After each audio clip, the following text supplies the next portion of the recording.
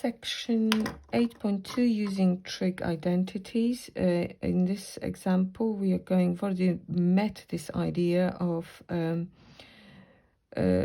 finding a Cartesian equation. I think we did actually do parametric equations in one of the examples in the previous, well, it was in the trig chapter. So when you've got parametric equations, and then you can see clearly that within the question you've got trig functions, and the idea is to find, in order to find the Cartesian equation, you've got to get rid of t's. That's what we are thinking about. But if it's trig equations, which is sine and cos t, we've got to think what identity do they have in common. And then you think, well, it's sine squared t add cos squared t equals 1. So within this identity, we are going to rearrange, we're going to substitute sine t after rearranging those x equals sine t plus 2, and then rearrange y to get the cos in terms of y, and then substitute. That's what you need to think about. So rearranging this one gives me sine t is equal to x minus 2, and rearranging this one gives me cos t is equal to y plus 3. And then you just simply surround it with brackets and comfortably substitute it into our identity. So you're going to get x minus 2 squared add y plus 3 squared equals 1. And this is an equation of a circle centered center 2 minus 3, radius 1, and we have to sketch it. So you're going to 2 across and minus 3 down, and I'm going to sketch a circle.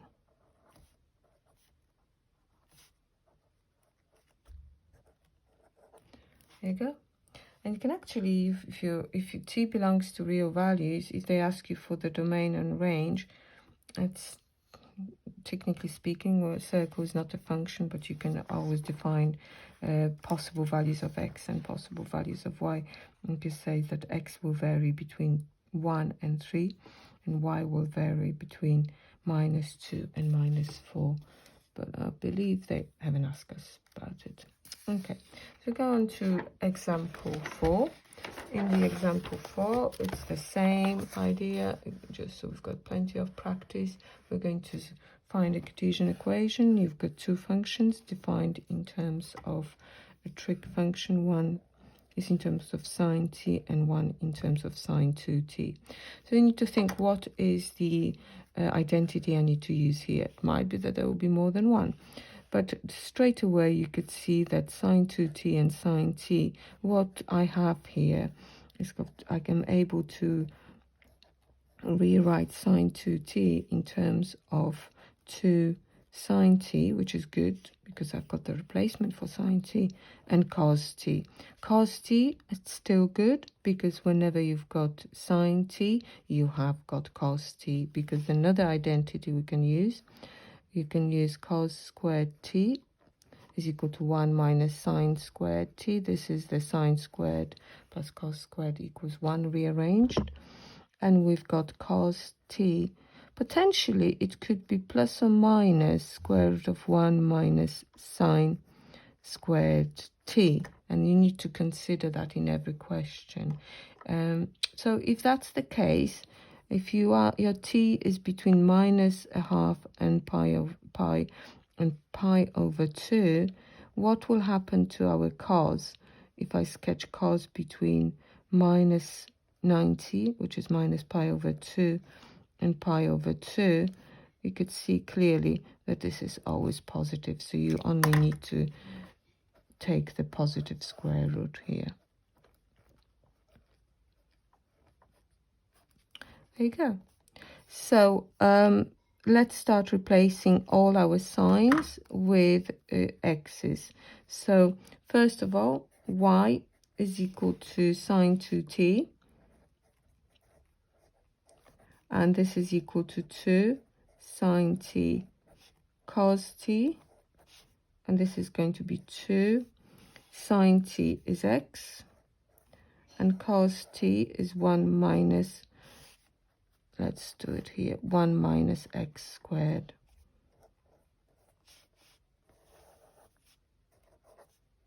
Let's just write it like this, so don't need to write it again. There you go. And then for part B, I believe they are asking us to find, no, before we go to part B, we've got this missing value of k. We need to state what it is. So what is the domain? This is domain that they're asking for. So what are the possible values of x? So let's look at x equals to sine t between t minus pi over 2 and pi over 2. So t being between minus pi over 2 and pi over 2. And if you could sketch the graph, you could, just as a reminder,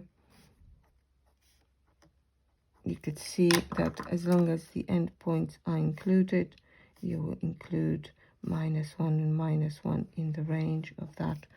So, and the range of that is going to be the possible values of x, which represents the domain. So the domain is all the values between -1 and 1. Remember, x is the domain. So the k is equal to 1. What about the range? For the range, well, we could do a similar thing. We can look at the sketch of the y equals sine 2x and find the possible values of y. There you go. So if I sketch this graph, so 2t between minus pi over 2 and pi over 2, it's been squashed, so you're going to get, I think you get all of that, because it's been squashed by the factor of 2, but you can always check. So t is equal to minus pi over 2, your y is equal to sine minus pi, because 2 times minus pi over 2 is minus pi, that's 0, and t is equal to pi over 2, that also gives me y is equal to 0, you could see there, but that you're reaching -1 and 1 as well as your possible values. So the range are y belongs to real values and y is between -1 and 1.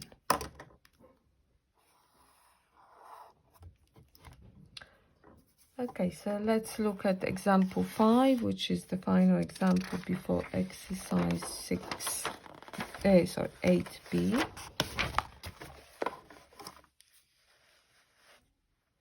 So let's have a look. You've got two parametric equations for x is equal to cot t plus 2, y equals cosec squared t minus 2, and t takes the values between 0 and pi. So first of all, find the Cartesian equation and its domain.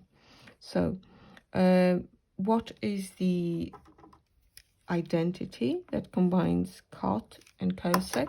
So like I said, cosec and cot like each other very much, because you've got the identity 1 plus cot squared t is equal to cosec squared t. And we are going to rearrange both our parametric equations to get expressions that you need to substitute. So from this one, you've got cot t is equal to x minus 2.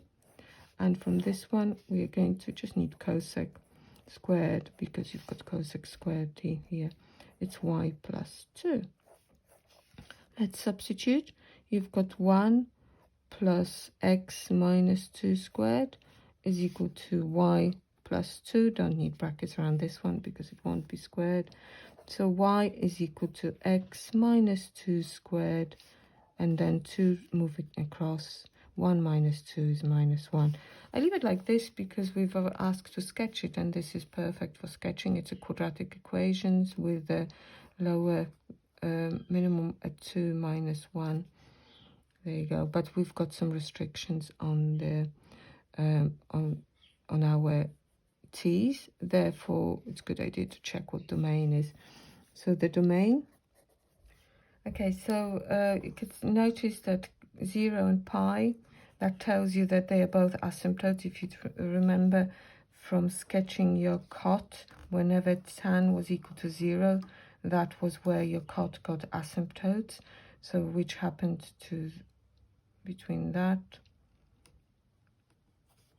and pi over here.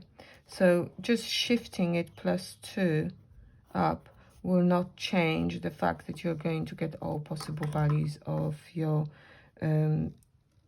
x's, because that would be x's, that would be t's. So if you were to shift it +2, it still remains, you still obtain all possible values of y or x in this instance. So the domain x belongs to real values. Okay, we're going to sketch our curve. This is just a simple quadratic function, and it's on all possible values of x, so no restrictions. So 2 across -1. Let's find where it crosses the, so when x is equal to 0, we're going to have 4 minus 3. Let's just find it. X is equal to 0. Y is equal to 0 minus 2 squared minus 1. So it gives me 3. So it's somewhere here. Doesn't have to be exact. There you go.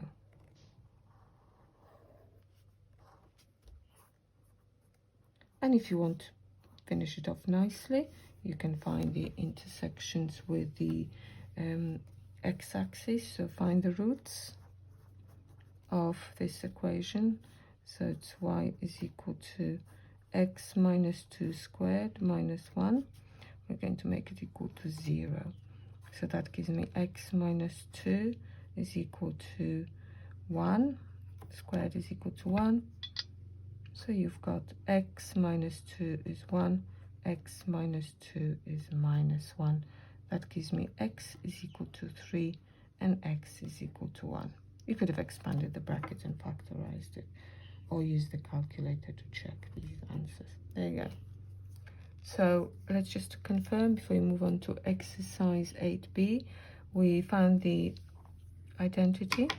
We substituted rearranged forms of our parametric equations to find the cot t in terms of x and cosec squared t in terms of y. Substituted it, got the equation.